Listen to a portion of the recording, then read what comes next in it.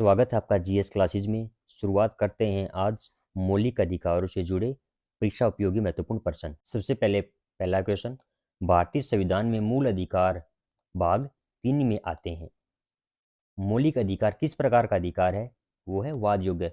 वाद योग्य वो अधिकार होते हैं जिनमें जब किसी भी मौलिक अधिकार का हनन होता है तो अब उसको हम सुप्रीम कोर्ट में यानी कि उच्च न्यायालय में उसके प्रति रिट जारी कर सकते हैं, यानी कि हम कानूनी सहायता ले सकते हैं।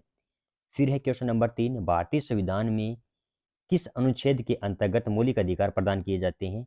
अनुच्छेद 12 से 35 के अंतर्गत क्या आते हैं? सभी मौलिक अधिकार आते हैं। मौलिक अधिकारों को किस देश से लिया गया है? तो मौलिक अधिकारों को अमेरिकी संविधान से अपनाया गया है। समानता का उल्लेख करने वाले अनुच्छेद की कुल संख्या कितनी है? 14 से 18 के अंतर्गत सभी समानता वाले अधिकार मौलिक अधिकार आते हैं। भारतीय मूल अधिकार में कितने मौलिक अधिकार हैं? भारतीय मूल संविधान में 7 क्या थे? मौलिक अधिकार थे, लेकिन वर्तमान में सिर्फ 6 हैं, क्योंकि 44वें संविधान संशोधन के द्वारा संपत्ति के अधिकार को हटाकर उसको कानूनी अधिकार बना दिया गया था, जिसको 300 क के अंतर्गत जोड़ा गया है। समानता का अधिकार अनुच्छेद 14 से 18 के अंतर्गत क्या आते हैं? मौलिक अधिकार आते हैं।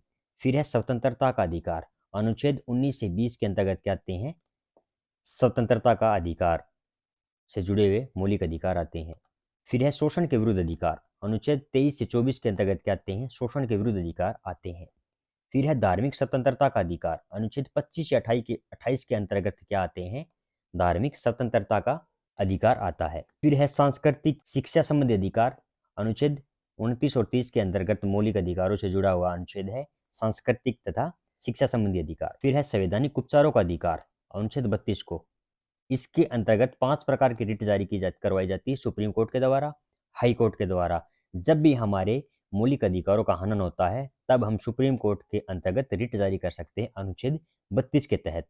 कुछ ऐसे अधिकार होते हैं जो सिर्फ भारतीय नागरिकों को ही प्राप्त हैं। वो कौन कौन से हैं? अनुच्छेद 14, 20, 21, 23, 24, 25, 26 और 28 वो अधिकार ऐसे हैं जो केवल भारतीय नागरिकों को ही प्रदान किए गए हैं। किस वाद के अंतर्गत मौलिक अधिकारों में संशोधन का अधिकार दिया गया था? क्योंकि मौलिक अधिकार वो अधिकार होते हैं जो आपातकाल को छोड़कर किसी भी परिस्थिति में उनमें बदलाव नहीं किया जा सकता। लेकिन केशवानंद भारती वाद ऐसा विवाद था जिसके अंतर्गत मौलिक अधिकारों में क्या किया गया था? बदलाव किया गया। संविधान के किस अनुच्छेद में महिलाओं तथा बच्चों के लिए विशेष उपबंध बनाने की शक्ति दी गई है?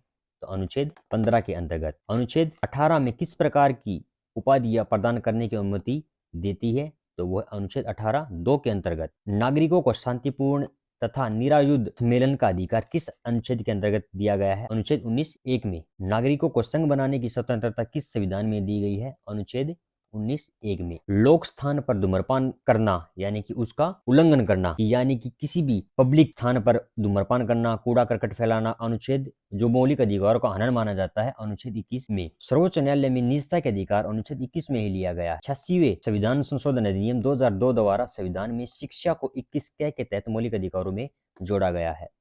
44वें संविधान संशोधन के द्वारा मौलिक अधिकारों से संपत्ति के अधिकार को हटाकर उसको क्या बना दिया गया था? कानूनी अधिकार बना दिया गया था, जो 300 क के अंतर्गत कानूनी अधिकार में आता है। संविधान के अनुच्छेद 25 के द्वारा सिखों को कृपाण दान करना उनकी धार्मिक स्वतंत्रता का अंग माना जाता है। व्यक्तिगत स्वतंत्रता के लिए उच्च न्यायालय ने बंदी प्रत्यक्षीकरण रिट जारी की है, जिसके अंतर्गत जब कोई अपराधी कोई अपराध करता है तब उसको 24 घंटों के अंतर्गत मजिस्ट्रेट के सामने पेश किया जाता है। उत्प्रेषण रिट अधीनस्थ न्यायालय की कार्य पद्धति का परीक्षण करती है, यानी कि जो उच्चतम न्यायालय है वो अपने से नीचे न्यायालयों की कार्य पद्धति को देखने के लिए उत्प्रेषण रिट जारी करता है। डॉक्टर भीमराव अंबेडकर ने अनुच्छेद 32 को संविधान की आत्मा कहा है। कौन सा रिट न्यायालय में कार्यवाही लंबित होने की दशा में जारी किया जाता है? यह भी क्या होता है? उस न्यायालय के द्वारा निम्न यानी कि जो उससे कम दर्जे के जो न्यायालय हैं, यानी कि कौन सा रिट है जो न्यायालय की कार्रवाई लंबित होने की दिशा में जारी करता है? वो है अनुच्छेद रिट प्रतिषेध, जिसके द्वारा जब किसी भी न्यायालय के द्वारा कार्रवाई लंबित की जाती है तब यह रिट जारी की जाती है। तो इस प्रकार हमने मौलिक अधिकारों से जुड़े कुछ महत्वपूर्ण परीक्षा उपयोगी प्रश्न हमारे आज के सेशन में डिस्कस किए हैं। उम्मीद करता हूँ आपको यह सेशन अच्छा लगा होगा। धन्यवाद।